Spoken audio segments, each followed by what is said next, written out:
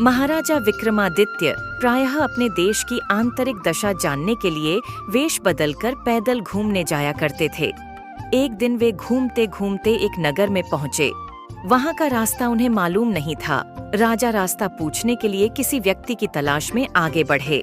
आगे उन्हें एक हवलदार सरकारी वर्दी पहने हुए दिखा। राजा ने उसके पास जाकर पूछा, महाशय, अमुक स्थान जाने का रास्ता क्या है, कृपया बताइए। हवलदार ने अकड़ कर कहा, मूर्ख, तू देखता नहीं, मैं हाकिम हूँ, मेरा काम रास्ता बताना नहीं है, चल हट, किसी दूसरे से पूछ। राजा ने नम्रता से पूछा, महोदय, यदि सरकारी आदमी भी किसी यात्री को रास्ता बता दे तो कोई हर्ज तो नहीं है। खैर, मैं किसी दूसरे से पूछ लूंगा, पर इतना तो बता दीजिए कि आप किस पद पर काम करते हैं। हवलदार ने भौहें चढ़ाते हुए कहा, अंधा है, मेरी वर्दी को देखकर पहचानता नहीं कि मैं कौन हूँ। राजा ने कहा, शायद आप पुलिस के सिपाही हैं। उसने कहा, नहीं, उससे ऊंचा हूँ। राजा ने फिर पूछा, तब क्या नायक हैं? उसने कहा, नहीं, उससे भी ऊंचा।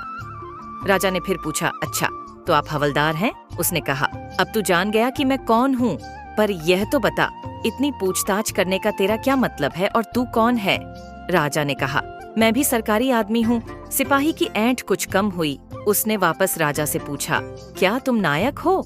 राजा ने कहा, नहीं, उससे ऊंचा हूँ। उसने फिर पूछा, तब क्या आप हवलदार हैं? राजा ने कहा, नहीं, उससे भी ऊंचा हूँ। तो क्या दरोगा हैं? उससे भी ऊंचा। हवलदार ने कहा, तो क्या आप कप्तान हैं? राजा ने कहा, नहीं, उससे भी ऊंचा। सूबेदार जी हैं? नहीं, उससे भी ऊंचा।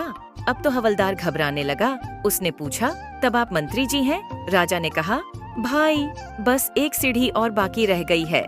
सिपाही ने गौर से देखा तो शादी पोशाक में महाराजा विक्रमादित्य सामने खड़े हैं।